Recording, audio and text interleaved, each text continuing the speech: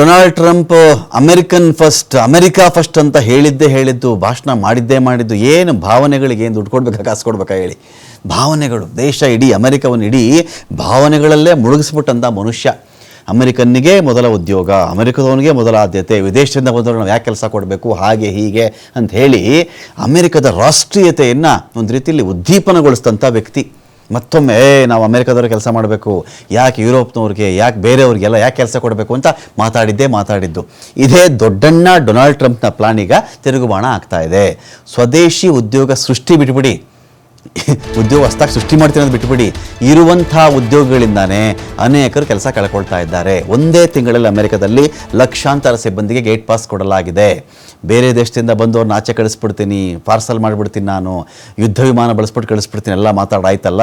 ಈಗ ಏನಾಗಿದೆ ನೋಡಿ, ಇಲ್ಲಿ ಲಕ್ಷಾಂತರ ಅಮೆರಿಕನ್ನರಿಗೆ ಕೆಲಸ ಹೋಗಿದೆ. ಅಲ್ಲಿ ಸುಂಕ ಸಮರ, ಟ್ಯಾರಿಫ್ ವಾರ್, ಅದರಿಂದ ಕೆಲಸ ಕಳ್ಕೊಂಡ್ರು.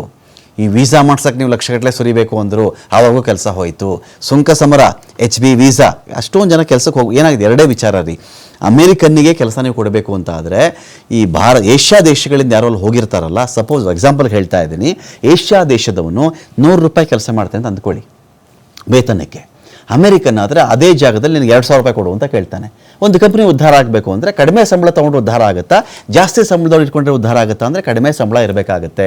ಈ ಕಾರಣಕ್ಕೆ ಏನಾಗ್ತಾ ಇದೆ, ಈಗ ನಾವು ಬೇರೆಯಿಂದ ಕರ್ಕೊಂಬರ್ತೀವಪ್ಪ ಅಂತ ಅವ್ರು ಹೇಳ್ತಾರೆ, ಇಲ್ಲ ನಾನು ಪರ್ಮಿಷನ್ ಕೊಡಲ್ಲ ಅಂತ ಇವ್ರು ಮಾತಾಡೋದು, ಇಲ್ಲ ವೀಸಾಗೆ ಜಾಸ್ತಿ ದುಡ್ಡು ಇಡ್ತೀನಿ ಅಂತ. ಹೀಗಾಗಿ ಏನಾಗ್ತಾ ಇದೆ, ಕಂಪನಿಗಳು ಮುಚ್ಚುವ ಹಂತಕ್ಕೆ ಬಂದಿವೆ, ಇಲ್ಲವೇ ಕಾಸ್ಟ್ ಕಟ್ಟಿಂಗ್ಗೆ ಹೋಗಿವೆ. ಅವು ಸ್ಥಳೀಯರಿಗೆ ಉದ್ಯೋಗ, ಸ್ವದೇಶಿ ತಯಾರಿಕೆಗೆ ಒತ್ತು ಕೊಟ್ಟಿದ್ದು ಟ್ರಂಪ್. ಇದೀಗ ಹೊಸ ಉದ್ಯೋಗ ಸೃಷ್ಟಿ ಬದಲಿಗೆ ಕುಸಿತಾ ಇದೆ ಅಲ್ಲಿ ಉದ್ಯೋಗದ ಪ್ರಮಾಣ. ಟ್ರಂಪ್ ಪ್ಲಾನ್ ತನ್ನವರಿಗೆ ತಿರುಗುಬಾಣ ಆಗಿರತಕ್ಕಂಥ ಲೆಕ್ಕಾಚಾರ ಇದು. ಜನವರಿ ಬಿಕ್ಕಟ್ಟೇನು ಅಂದರೆ 1,08,435 ಉದ್ಯೋಗಿಗಳಿಗೆ ಗೇಟ್ ಪಾಸ್ ಕೊಡಲಾಗಿದೆ. ಅಲ್ಲಿ ಡಿಸೆಂಬರ್ಗೆ ಹೋಲಿಕೆ ಮಾಡಿಬಿಟ್ರೆ ಶೇಕಡ 205 ಹೆಚ್ಚಳ ಆಗಿರೋದು ನಿರುದ್ಯೋಗ. 2009 ನಂತರ ಜನವರಿಯಲ್ಲಾಗಿರ್ತಕ್ಕಂಥ ನಿರುದ್ಯೋಗ ಇದೆಯಲ್ಲ, ಅತಿ ಹೆಚ್ಚಿನ ಉದ್ಯೋಗ ಕಡಿತ ಆಗಿರೋದಲ್ಲಿ ಅಂತ. ವರ್ಷದಿಂದ ವರ್ಷಕ್ಕೆ ಉದ್ಯೋಗ ಕಡಿತ ಪ್ರಮಾಣ ಜಾಸ್ತಿ ಆಗ್ತಾ ಇದೆ. ಉದ್ಯೋಗಿಗಳನ್ನು ವಜಾಗೊಳಿಸ್ತಕ್ಕಂಥ ಪ್ರಮಾಣವೇ 118% ಜಾಸ್ತಿ ಆಗಿರೋದು. ಅಮೆಜಾನ್ನಲ್ಲೇ 16,000 ಉದ್ಯೋಗಿಗಳನ್ನು ಮನೆ ಕಳಿಸಿದ್ದಾರೆ ಅವರು.